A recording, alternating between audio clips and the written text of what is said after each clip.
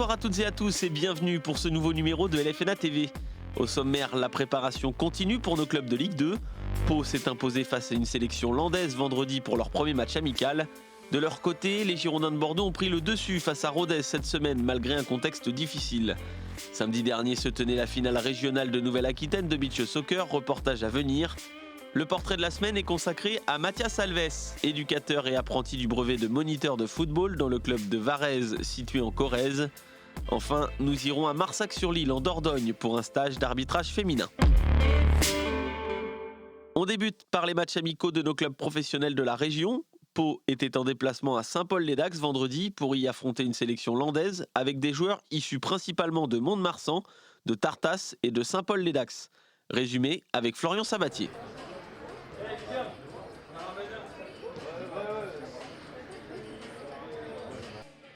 Début de la rencontre amicale du Pau FC contre la sélection des Landes. Dès les premiers instants de la partie, ce sont les Palois qui se mettent en évidence sur coup de pied arrêté, mais le ballon est contré et ne trouve pas le cadre. Les joueurs de Didier Tolo persistent et sur une belle passe en profondeur, Baswamina va parvenir à effacer son vis-à-vis avant d'enrouler sa frappe au second poteau pour l'ouverture du score au quart d'heure de jeu.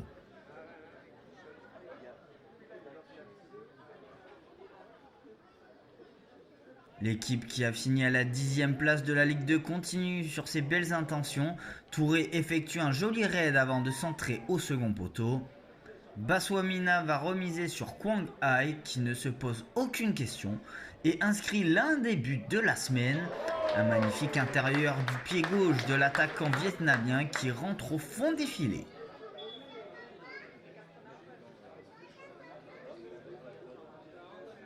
Les minutes défilent et sur une nouvelle action côté gauche, les Palois vont centrer fort et Méliande va catapulter le ballon dans le but vide pour le 3-0 à la 26e minute de jeu.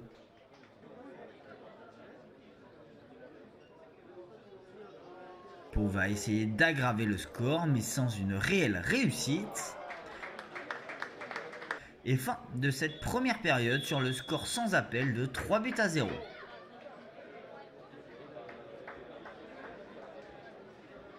Au retour des vestiaires, les deux équipes voient certains joueurs rentrer. Et sur une très belle intervention d'Henri Cévé, l'international sénégalais lance Georges, mais ce dernier est fauché dans la surface. Madame l'arbitre désigne forcément le point de pénalty. Georges va se charger lui-même de la sentence et inscrire le 4e but de la rencontre.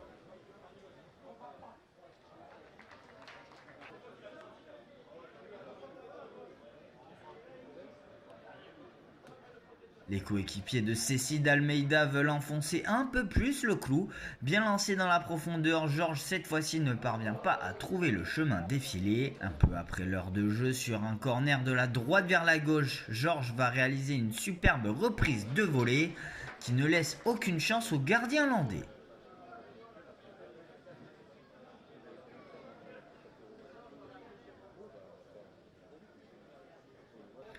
On se rapproche de la fin du match et Gomis effectue un joli rush avant d'armer une frappe qui finira sur la barre transversale. Le même Gomis va s'essayer de nouveau, mais cette fois-ci, sa frappe ne trouvera pas le cadre.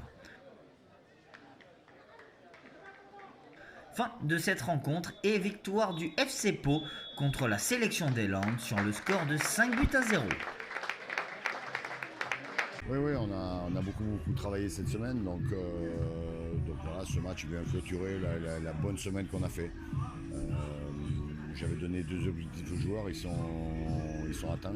C'est-à-dire que les 2 équipes devaient gagner 5 mi-temps et l'autre objectif c'était de ne pas prendre de but.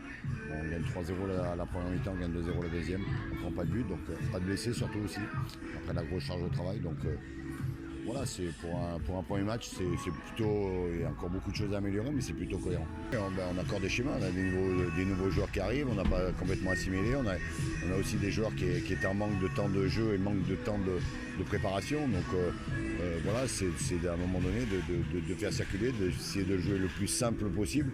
Je trouvais qu'en deuxième mi-temps, on était moins simple. Voilà, après, c'est compliqué de rester 45 minutes au soleil et puis de rentrer en deuxième mi-temps, mais globalement, c'est un stage qui est positif avec voilà, je remercie aussi la ville de Saint-Paul-les-Dax parce parce qu'on a fait un très bon stage et tout le monde a été vraiment très bien avec nous. Les Palois continueront leur préparation face à Toulouse mardi prochain à Tarbes, puis contre Angoulême 3 jours plus tard. Enfin, un duel de Ligue 2 attendra les hommes de Didier Tolo face aux Chamois niortais. Niort, justement, s'est incliné la semaine dernière face à Guingamp pour son premier match amical. Une défaite 3-1. Le but niortais est signé Ibrahima Conté. Les Chamois affrontent en ce moment même Angers, club de Ligue 1 sur l'île de Ré, à Saint-Martin-de-Ré plus exactement. Ils enchaîneront leur préparation à Fougères face à Ajaccio, promu en Ligue 1. Puis face à Pau pour un duel néo-aquitain qui se jouera à Saint-Médard-en-Jalles le 23 juillet prochain. Les Girondins de Bordeaux, eux, étaient à Agen cette semaine pour leur premier match amical de la saison.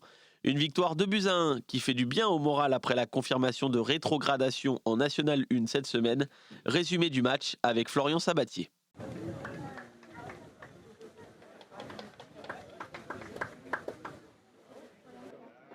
Début de cette rencontre amicale entre les Girondins de Bordeaux et le Rodez Aveyron. Dès les premiers instants de la partie, ce sont les Marinais Blancs qui vont se montrer les premiers en évidence. Suite à un jeu long de Stian Gregersen et un peu de réussite, Logan Delaurier-Chaubet parvient à récupérer le ballon, à fixer avant de déclencher une frappe pied gauche pour l'ouverture du score dès la 3e minute de jeu.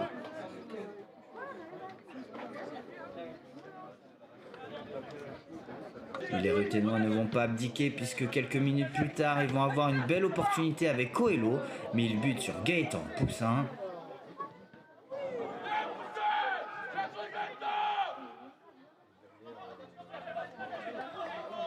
Mais les hommes de Laurent Perrelade insistent et sur un beau centre, la tête de Corridor trouve le montant du portier bordelais.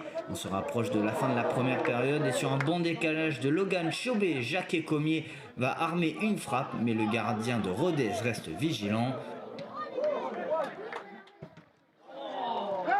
Et tac au tac ou presque, les joueurs jaunes et rouges vont réaliser un centre au cordeau, mais l'attaquant ruténois ne parvient pas à toucher le ballon. Nous sommes à la 45e minute de jeu et Logan Chaubet va tirer un coup franc. Il parvient à trouver la tête de Junior Mwanga qui inscrit le but du break juste avant la pause. Fin de cette première période qui voit les Girondins menés par 2 buts d'écart sur Rodez.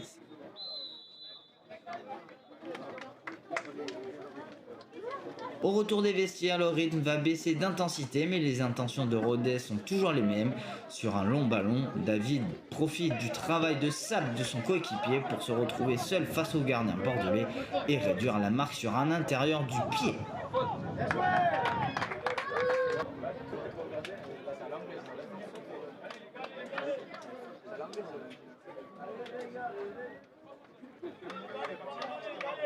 On se rapproche du dernier quart d'heure de la rencontre et sur une nouvelle incursion côté droit, Rodez n'est pas loin d'égaliser, mais il faut toute la vigilance du gardien des Girondins. Les joueurs jaunes et rouges veulent l'égalisation coûte que coûte, mais malheureusement la défense bordelaise veille à garder ce précieux avantage. Les Marinais Blancs qui vont essayer de clore la rencontre, mais là aussi la défense ruténoise ne veut pas encaisser d'autres buts dans cette partie.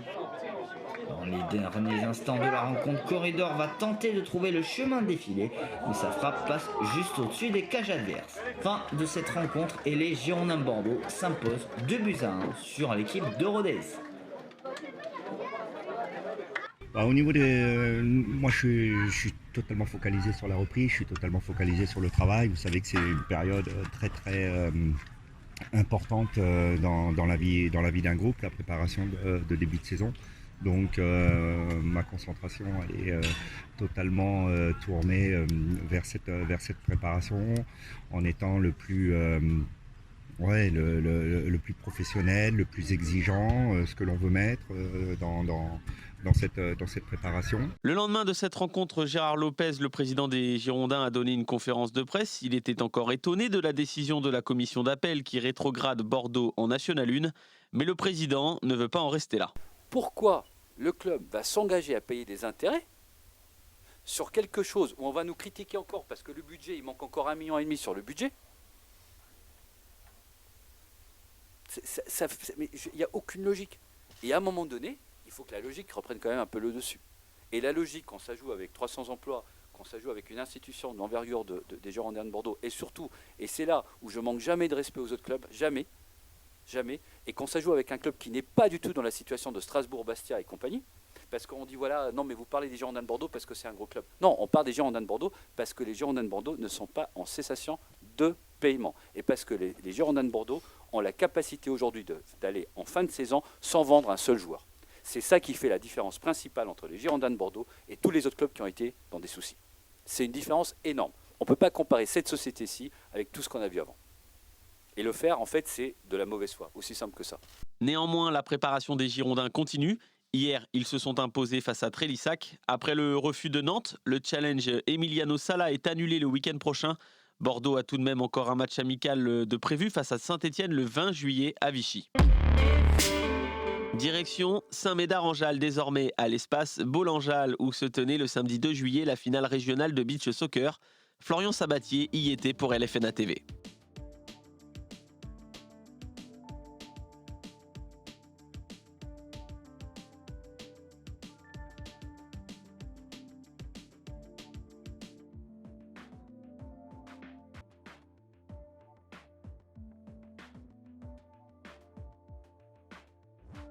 Donc aujourd'hui c'est 6 clubs, c'est 6 équipes qui sont réunies sur le site de Bolanjal et l'objectif en fait c'est de participer aux phases nationales. Donc depuis ce matin on a de belles rencontres, il y a du jeu, c'est assez spectaculaire et donc du coup l'objectif effectivement c'est de se qualifier pour les phases nationales qui se tiendront du 14 au 17 juillet de mémoire si je ne dis pas de bêtises. Aujourd'hui c'est effectivement 2 départements qui sont représentés, la Gironde et les Landes. L'objectif c'est de continuer effectivement à démocratiser le beach soccer, d'en faire vraiment une place forte au niveau aquitain. Et c'est vrai qu'à Saint-Médard on a la chance aujourd'hui effectivement d'avoir un site, on en avait déjà discuté lors d'une précédente interview, mais l'objectif oui c'est très clairement de monter en puissance en fait sur le nombre d'équipes inscrites. Je me réjouis de savoir qu'il y a des clubs girondins qui sont aussi candidats à développer cette pratique du football qui est celle du beach soccer. C'est l'une des premières finales régionales où il y a autant d'équipes, on va dire, même s'il n'y a que 6 équipes. Mais nous avons réussi à faire une phase départementale de beach, donc le départemental beach soccer avec 6 équipes de garçons et 5 équipes de filles, même s'il n'y a pas de finale régionale filles, parce que c'est quelque chose qui me tient à cœur, parce que j'estime, il me semble, que le beach soccer devrait être beaucoup plus développé en Gironde, pas parce qu'on a de magnifiques plages, parce qu'on peut effectivement jouer sur la plage, mais c'est avant tout un sport de sable et on peut le jouer en pleine ville, mais parce qu'aussi nous avons 45 000 licenciés et que nous devons inévitablement diversifier nos pratiques pour ou recruter du nouveau licencié ou au moins fidéliser les licenciés d'aujourd'hui. J'ai exactement la même sensation que vous, j'ai mon vice-président délégué qui est passé ce matin qui a eu la même. Quand on regarde les garçons, il y a un esprit de compétition parce que là vous avez un match qui se passe derrière nous et que le vainqueur sera automatiquement qualifié pour les finales nationales à Châteauroux du 14 au 17 juillet. Mais malgré tout, les autres, on sent qu'ils prennent du plaisir. Et je rappelle qu'avant tout, le football et le beach soccer par excellence est un jeu. Donc jeu veut dire plaisir. La compétition, elle vient toute seule. Mais je pense qu'une manifestation comme aujourd'hui, il faudrait les renouveler de temps en temps, régulièrement dans la saison, pour pouvoir ancrer ce sport dans une pratique avec la place qu'elle mérite.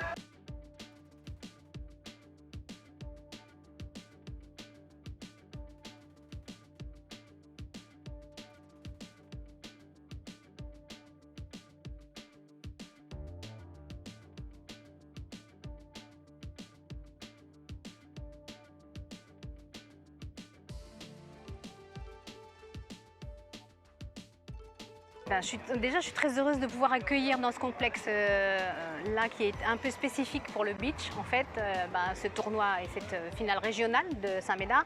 Je suis très contente que l'antenne et puis la section beach se soit bien développée au niveau du football club de Saint-Médard-en-Jalles et qu'on puisse recevoir tous les clubs amateurs autour.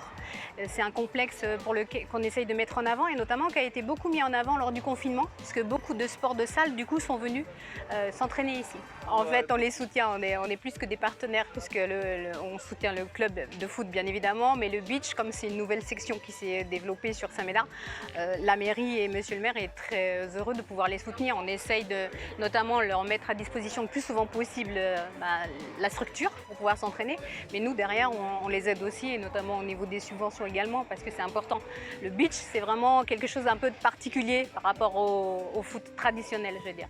Karine Guérin, effectivement, que je remercie évidemment Monsieur le maire, Monsieur Delpera, qui systématiquement nous mettent à disposition finalement ce site. Il faut savoir aussi qu'il y a un agent qui est complètement dédié à la gestion du site toute l'année à la ville de Saint-Médard. Donc ce sont des échanges qui se font de manière régulière et effectivement ce service des sports qui gère aujourd'hui finalement toutes les pratiques sur Saint-Médard nous apporte aussi ce confort avec des vestiaires, avec des tribunes et avec cette possibilité de pouvoir aussi s'entraîner régulièrement dans les meilleures conditions. Je suis assez fière aussi parce que ça permet aussi aux Saint-Médardaises de pouvoir venir gratuitement assister à une autre forme de football. Ça leur permet aussi de découvrir également ce sport, le beach soccer, qui est quand même un peu particulier parce qu'on peut le voir de temps en temps à la télé, mais pas tant que ça finalement. Et du coup, ça fait partie du projet sportif de la ville qui a pour but de pouvoir donner accès à tout le monde à certains sports. Donc du coup, ça leur fait découvrir un petit peu ce sport. Et puis je vois les enfants aussi qui nous demandent, nous on veut faire. Donc je veux dire, ça permet une visibilité par rapport au club et par rapport à la section surtout.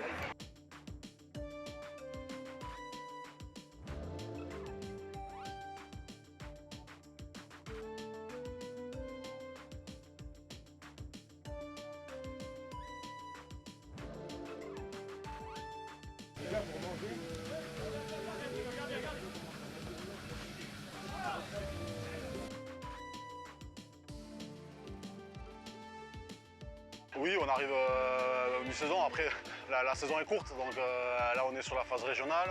Il y a eu une phase départementale et il reste la phase nationale pour les deux clubs qui auront la chance d'y participer. Oui, pour avoir joué 10 ans à Saint-Médard-en-Jalles, du coup, donc je connais bien les lieux. Et pour avoir pratiqué le beach depuis 10 ans, c'est une pratique à part entière, différente du futsal même, à laquelle j'ai adhéré de suite. Et c'est pour ça que j'ai pris ces fonctions aussi au sein du district de développer le beach. Donc du coup, on a monté aussi une phase départementale dans les Landes. On a réussi à mobiliser 4 équipes. Voilà, on a des plages landaises sur toute la côte et c'est vrai qu'on aimerait encore avoir plus d'équipes. On a à Saint-Sevé un site beach qui permet aussi à l'intérieur des terres de développer ça. Voilà, il faut que ça prenne. Les 2 ans de Covid ont fait du mal.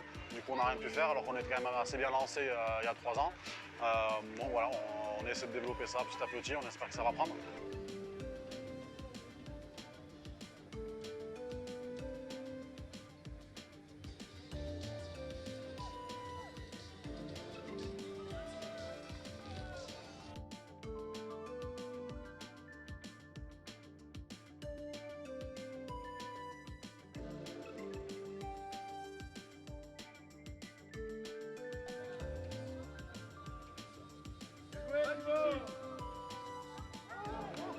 On est sur la promotion de ce sport qui est le beach soccer, qui est un sport complémentaire et les 6 équipes ont vraiment donné de bout en bout de la journée tout ce qu'ils avaient pour rendre cette journée super en termes sportifs, mais aussi sur les attitudes. Le beach soccer, ce n'est pas un sport de plage, c'est un sport de sable. Donc dans tous les endroits où il y a du sable, au moins 50 x 40, c'est-à-dire 2000 m², eh bien, on peut positionner un terrain de beach soccer qui peut être mutualisé aussi avec d'autres fédérations. Il ne faut jamais l'oublier, ça, pour les communes. C'est une autre façon aussi d'appréhender la compétition et le football. C'est une version très complémentaire du football traditionnel, comme l'est aussi le futsal.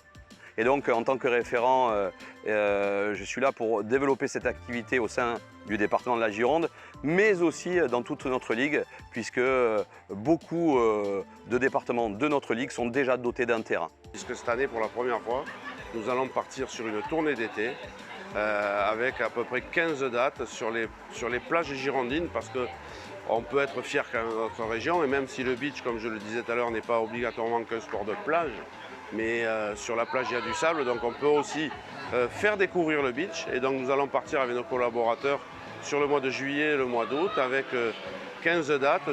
Nous avons fait l'acquisition d'une structure gonflable, donc nous installerons la structure gonflable sur des plages et nous développerons cette pratique avec peut-être des gens qui seront de Strasbourg ou de Gironde, peu importe, mais il faut la faire connaître. Il faut absolument qu'on aille vers ça et il y a effectivement des partenariats à nouer. Moi de mon côté, effectivement, c'est des démarches que je prévois d'entreprendre en fait dès la saison prochaine pour voir comment on pourrait effectivement gonfler les effectifs, comment on pourrait faire des manifestations au niveau national à Saint-Médard. On peut peut-être imaginer demain aussi des manifestations internationales. On peut aussi avoir des contacts avec des pays comme l'Italie ou l'Espagne avec lesquels on pourrait aussi créer des partenariats. Donc vraiment, l'idée c'est de continuer à le développer, de continuer à le faire de manière structurée avec la Ligue, avec le district, avec la municipalité. C'est certain qu'en tout cas le beach soccer a de beaux jours devant lui.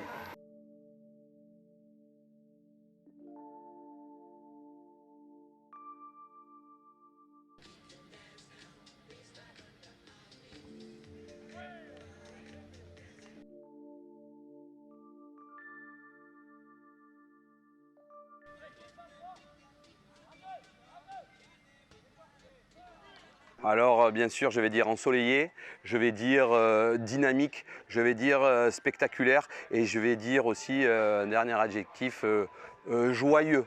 Une joyeuse journée s'est déroulée aujourd'hui à Saint-Médard-en-Jalles, sur le complexe de Bâle-en-Jalles, avec des représentants de la mairie et avec aussi des représentants du club de Saint-Médard-en-Jalles, ainsi que de la Ligue et des départements. Donc on a mélangé tout un tas de populations qui ont pu goûter au sable et puis à la passion qu'on veut leur communiquer.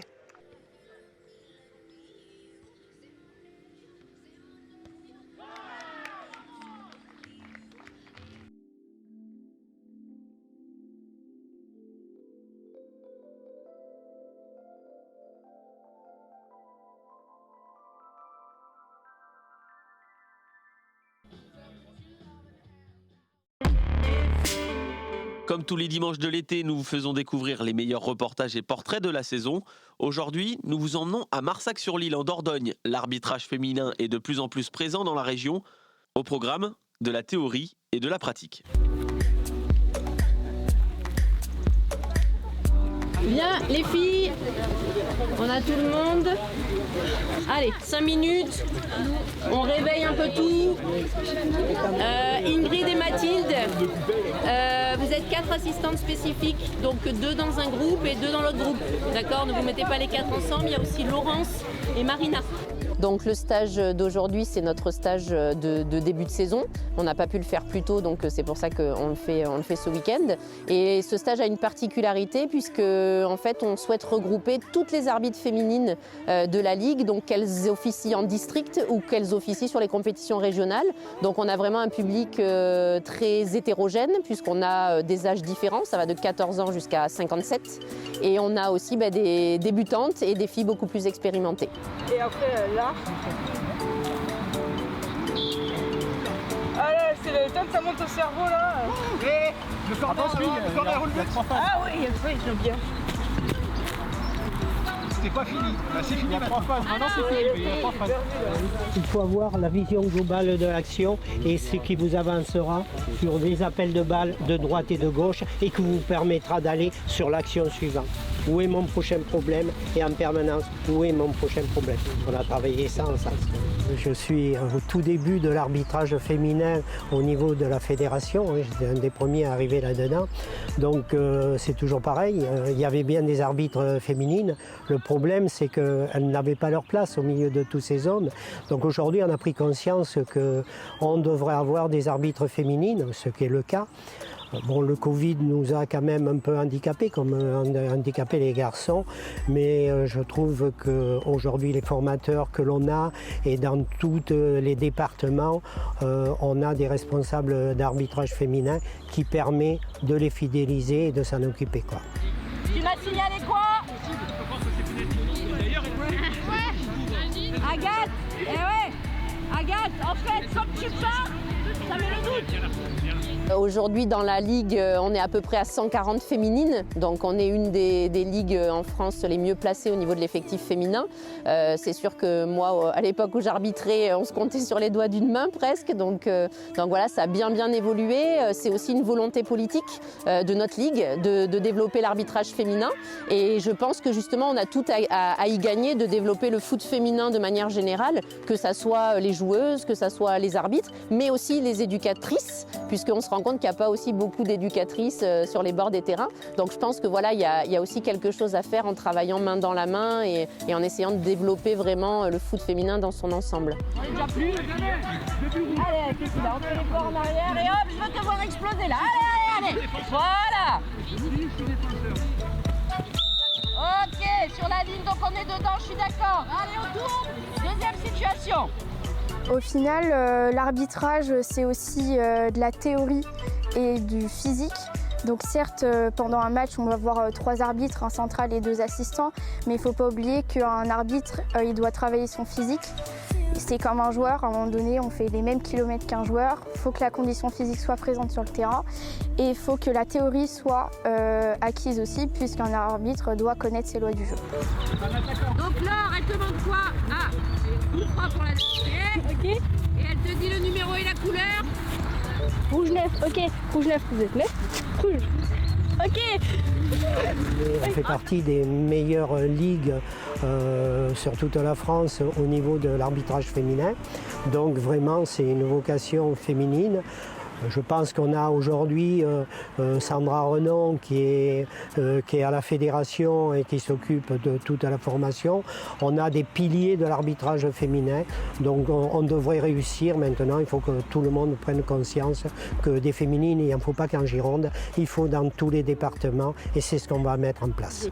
Donc il va falloir qu'ils jugent le hors-jeu, qu'ils regardent un œil ici si elle n'est pas sortie et en même temps qu'ils voient qu'il y a une faute. Et souvent, vous savez, on entend « Ah mais c'est devant lui, il ne voit pas ». Sauf que justement, plus ça va être devant vous et moins vous allez voir. Parce que c'est à mes pieds, déjà je vais être ça, je vais regarder là et plus en haut. Alors que plus je suis un peu éloignée et plus je vois dans l'ensemble. Donc je vais voir et les fautes du haut du corps et les fautes du bas du corps. Plus ça me rapproche, plus je vais me focaliser souvent sur le ballon. Nous, ce qu'on aimerait, c'est développer la masse, bien évidemment. Et ensuite, justement, une fois qu'on aurait cette masse, ça serait de pouvoir faire évoluer ces filles. Donc voilà, c'est vraiment que chacune arrive à trouver sa place. Celles qui veulent évoluer, qu'on puisse les accompagner.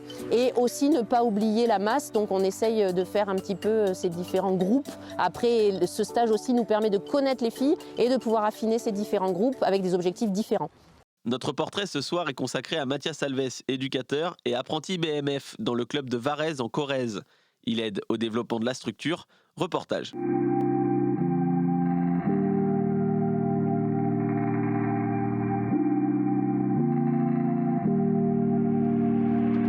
Je m'appelle Mathias, j'ai 26 ans. Je suis au club de Varèse depuis maintenant 4 ans. Je suis apprenti BMF au club et j'ai différentes missions pour le club dans le cadre de mon apprentissage. Apprenti BMF, c'est déjà tout d'abord une formation, le brevet de moniteur de football. C'est une formation qui regroupe les différents CFF, les différents certificats fédéraux ainsi que certains modules. L'apprentissage nous permet aussi d'avoir des modules complémentaires dans notre formation. Et c'est également aussi un bénéfice pour le club puisque ça permet d'avoir une personne qui est salariée, puisque le contrat d'apprentissage c'est un contrat salarié, à temps plein au club. Donc ça permet d'effectuer différentes missions et de développer certaines choses qu'un bénévole par exemple n'aurait pas le temps en tout cas de développer, en tout cas pas aussi largement. Ouais, tu lui remets à Jérém.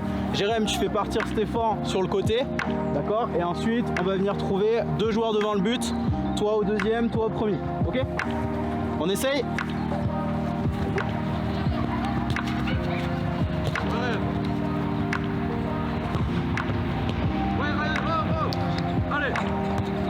Donc je m'occupe d'une catégorie, je suis responsable d'une catégorie, les U19. Je m'occupe également des tout petits. On a une équipe, on a une catégorie de joueurs de 3 et 4 ans. Donc je m'occupe d'eux les dimanches matins. Je suis également responsable d'une section Fit Foot. Donc c'est une section foot loisirs qu'on a lancée depuis l'année dernière au club puisque je suis également référent Fit Foot à la Ligue de Nouvelle-Aquitaine. Et ensuite j'ai des missions diverses sur ce qui va être tout ce qui est la communication. Je suis également responsable technique jeune au club. Donc j'organise des réunions techniques avec les éducateurs. Je coordonne le travail des éducateurs bénévoles. Et voilà, on essaye de coordonner tout ça pour arriver à différentes missions et avoir un panel assez large de missions et pouvoir un petit peu toucher à tout au sein du club.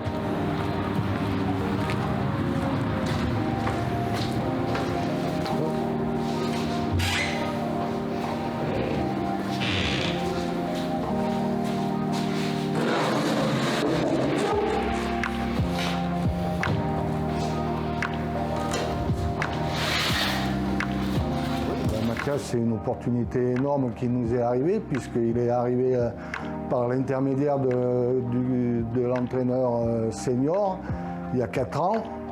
Et il s'est tout de suite impliqué dans les jeunes pour une équipe. Et après, il en voulait toujours s'occuper plus de ces choses. Et un jour, il y a 3 ans, il nous a demandé, il voulait préparer un BPGEPS. Il nous a demandé si on pouvait le prendre en apprenti. Donc nous, dans le projet club, on sentait une opportunité intéressante.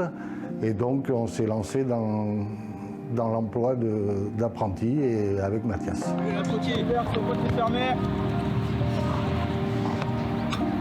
T'en as des ballons derrière. Mes ambitions, c'est après le BMF de pouvoir continuer potentiellement sur un apprentissage BEF, un brevet d'entraîneur de football, qui est le diplôme au-dessus. Ça me permettra d'acquérir un petit peu plus de compétences et ça me permettra aussi de continuer à développer toutes les pratiques et tous les projets que j'ai déjà mis en place au club, de pouvoir pérenniser aussi certaines choses qu'on a mis en place et pouvoir continuer à apporter au club de par ma connaissance du club et de par aussi mes compétences que je vais développer à travers les diplômes. C'est la discapacité. C'est ballon des 19. Tu l'as mis dans la caisse physique. C'est pas à nous celle-là? Non, c'est les mêmes. Ah bon, on vole pas mes ballons. C'est la fin de ce numéro de LFNA TV. Merci à toutes et à tous de nous avoir suivis. Pour revoir l'émission, rendez-vous sur nos réseaux sociaux Facebook et YouTube LFNA TV. Je vous dis à dimanche prochain pour une nouvelle émission.